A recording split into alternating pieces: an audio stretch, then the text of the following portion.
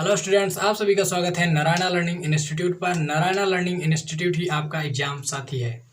तो स्टूडेंट्स, आज आप सभी इस वीडियो के माध्यम से जानने वाले हैं क्लास 10th का चैप्टर 1, जिसे वास्तविक संख्या यानी कि रियल नंबर्स पहला चैप्टर जो है उसी का आज आप इंट्रोडक्शन जानने वाले हैं।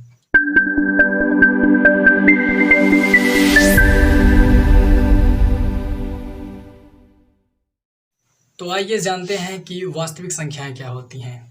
जितनी भी सारी ये वास्तविक संख्याएं हैं, यानी कि अगर प्लस है, माइनस है, जीरो है, ये सब वास्तविक संख्याओं में आते हैं। ये आप अगले चैप्टर में पढ़ चुके हैं। तो आज हम बात करेंगे कि विभाजन, जो यूक्लिड विभाजन प्रमेयिका है वो क्या होती है, यानी कि जिसको इंग्लिश में कहते हैं यूक्लिड्स डिवीजन लेमा। यानी कि जो इसका सूत्र होता है वो होता है A = B × Q + R, जहाँ पर R जो होता है जीरो से बड़ा होता है या तो बराबर होता है। R जो होता है वो जीरो से बड़ा होता है या बराबर होता है, और B जो होता है वो R से बड़ा होगा। ठीक है, यानी कि B से R छोटा होता है और R जो होता है वो जीरो से बड़ा होता है। B से छोटा और R से बड़ा होता है या R के बराबर होता है। अब इसे जान लेते हैं कि A को क्या कहते हैं। A को कहते हैं डिवाइडेंड, बी को कहते हैं डिवीजर, और जो हमारे पास क्यू है उसे कहते हैं क्वॉशिएंट। क्वॉशिएंट इसे कहते हैं इंग्लिश में। और आर यानी कि रिमाइंडर। रिमाइंडर। अब इसे हिंदी में जान लेते हैं कि इसे हिंदी में क्या कहते हैं। ठीक है, हिंदी में आप जान लीजिए हिंदी में इसे क्या कहते हैं। तो जो डिविडेंड होता है हमारा, इसे हिंदी में कहते हैं भाज्य। ठीक है, भाज्य। और जो डिवाइजर होता है उसे कहते हैं भाजक, यानी कि जिससे भाग दिया जाता है। क्वॉशिएंट यानी क्यू को क्या कहते हैं, इसे कहते हैं भागफल। इसे भागफल कहते हैं। आर यानी कि रिमाइंडर। रिमाइंडर मतलब होता है शेष फल। इसे हिंदी में शेष फल कहा जाता है। अब आप ये तो नहीं पढ़े होंगे लगभग, अगर आप अगली कक्षाओं में और कहीं पर अगर आप देखे होंगे, अगर आपने उत्तर की जांच की होगी इससे रिलेटेड सवाल की, तो आपने एक सूत्र का प्रयोग किया होगा कि भाज्य बराबर भाजक गुणे भागफल प्लस शेषफल। ये सूत्र आपने पढ़ा होगा, और ये यही सूत्र का यही सूत्र ही है ये। ठीक है, ये यही सूत्र ही है, यानी कि ये A हुआ, ये B हुआ, और ये Q हुआ, और ये R हुआ, जहाँ पर इसका जो एक सीमा निर्धारित की गई है जो शेषफल की, कि वो जीरो से या बड़ा, जो जीरो से बड़ा होगा या तो बराबर होगा, और B जो होगा वो R से बड़ा होगा। यानी कि R जो है वो B से छोटा है, और जो जीरो है वो या तो R के बराबर होगा या तो R से छोटा होगा। यूक्लिड विभाजन प्रमेयिका के द्वारा मासा को आसानी से हल किया जा सकता है। यूक्लिड विभाजन प्रमेयिका के द्वारा मासा को निकालने के लिए एक क्राइटेरिया होता है कि उसका जो शेषफल आना चाहिए, जब तक वो जीरो ना आ जाए तब तक आप हल करते रहिए। जैसे कि हम यहाँ पर अब एक क्वेश्चन लेते हैं, उसी के माध्यम से आपको समझाते हैं। तो क्वेश्चन जो हमारा है, क्वेश्चन है ये कि 81 व 237 का महत्तम समापवर्तक यानी कि मासा, जिसे आप मासा कहते हैं, मासा ज्ञात कीजिए। ठीक है, मासा ज्ञात करना है इसमें 81 व 273 का। तो अब आप क्या करेंगे, हल। इसका जो हल होगा वो होगा, सबसे पहले ये क्या है और ये क्या है, आपको ये जानना होगा। हमारे पास अगर कोई संख्या होती है, जैसे कि यहाँ पर मैंने दो संख्याएं ली हैं, 81 व 237 का मासा हमें ज्ञात करना है। ठीक है, तो इन दोनों का मासा ज्ञात करने के लिए हम इसे मानेंगे B और इसे मानेंगे A, यानी कि कोई A और B हमारे पास दो संख्याएं हैं जिनका हमें मासा ज्ञात करना है। तो जो सूत्र होता है यूक्लिड विभाजन प्रमेयिका, वो क्या होता है, A = B × Q + R, इतना होता है। और जब तक r बराबर 0 ना आ जाए तब तक हमें ज्ञात करते रहना है। ठीक है, तो अब हम यहीं पर उसी के हिसाब से चलते हैं। जैसे कि मैंने बताया था कि b ऐसे आप निकालेंगे। ठीक है, यहाँ पर b होता है, यहाँ पर a होता है और यहाँ पर जो होता है q होता है और इसके नीचे जो आ जाता है वो हमारा शेषफल होता है। आप इस जो ये चित्र है इसे आप याद कर लीजिए। ठीक है, यही आपको काम आने वाला है। आगे जितने भी सवाल हैं मासा ज्ञात करने का, ये चैप्टर ही है लगभग, इसमें आप मासा ही याद करेंगे और संख्याओं के कई तरीके के क्वेश्चन हैं, तो आप इसे याद कर लीजिए, इससे ही आपको भाग देने में आसानी होगी। तो अब आप क्या करेंगे, हमने यहाँ पर माना है कि जो a बराबर 237 और b बराबर 81, तो यहाँ पर जो a है वो बड़ा है b से।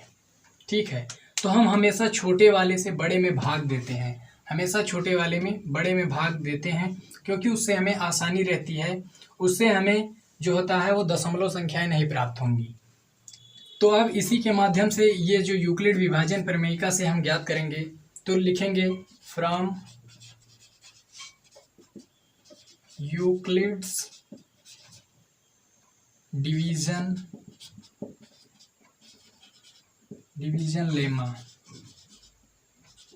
Euclid division lemma, from Euclid division lemma. तो हमारा जो यूक्लिड डिवीजन लेमा वो क्या है, a is equal to B Q plus R, ये हमारा यूक्लिड डिवीजन लेमा है।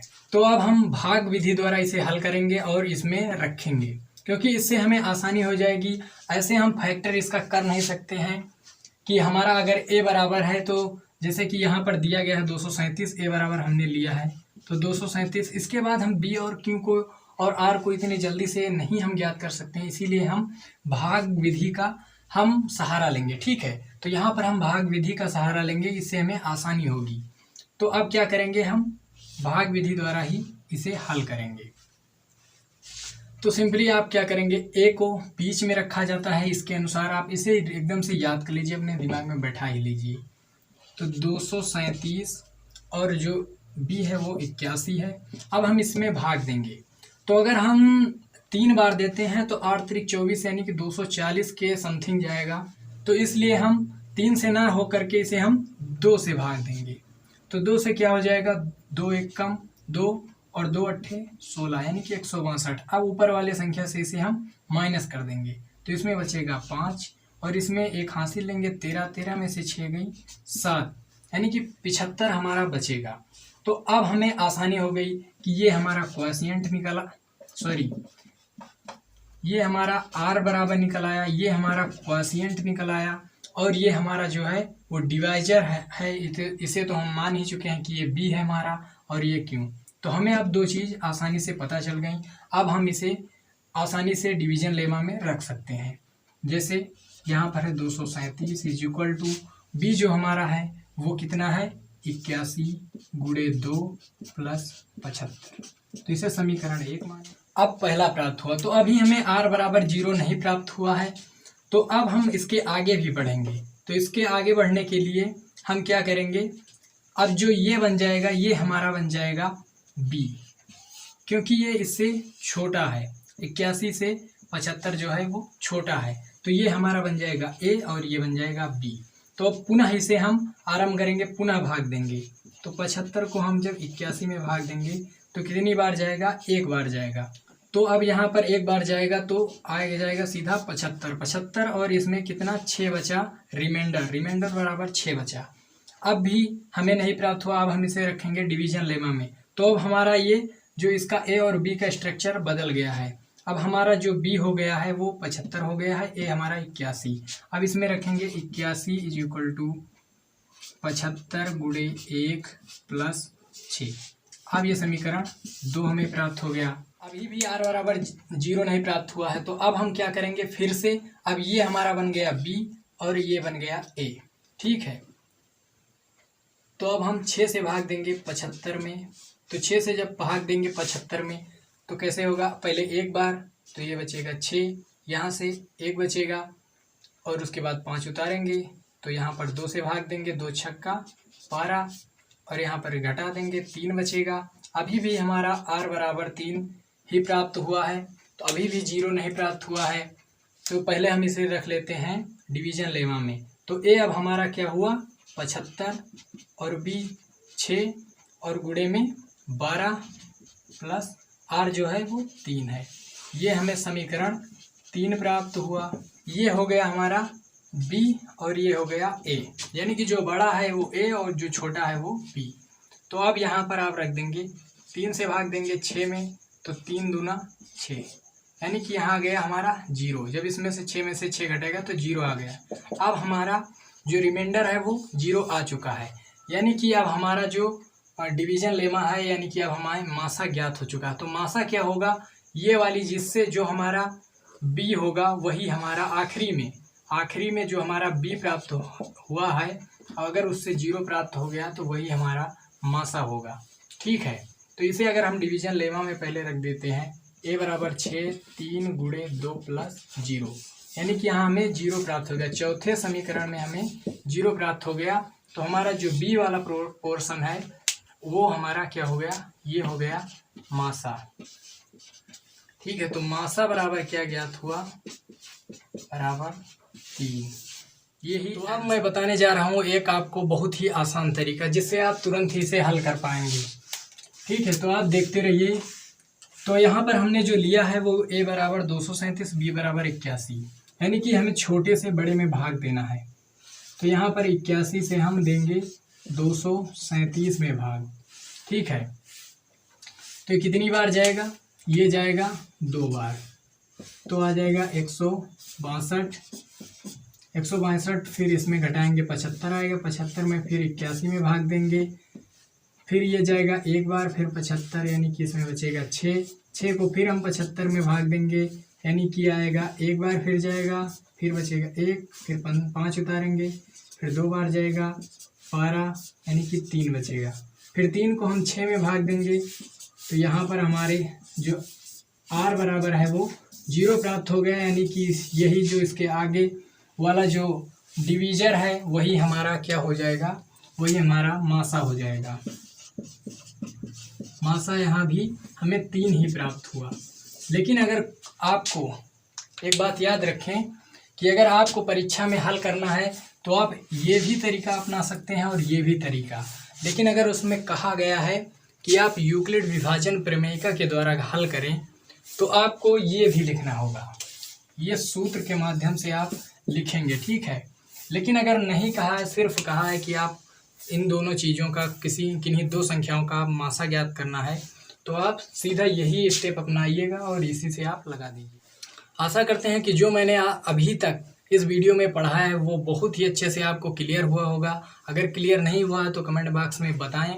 अभी इसकी वीडियो आगे और आने वाली हैं जो आएंगी प्रश्नावली की, यानी कि जो एक्सरसाइज हैं आपके बुक में, क्लास 10th के बुक में, उसकी एक्सरसाइज मैं कराऊंगा अगले आने वाली वीडियो में। चलिए फिर मिलते हैं नेक्स्ट वीडियो में, तब तक के लिए जय हिंद, जय भारत।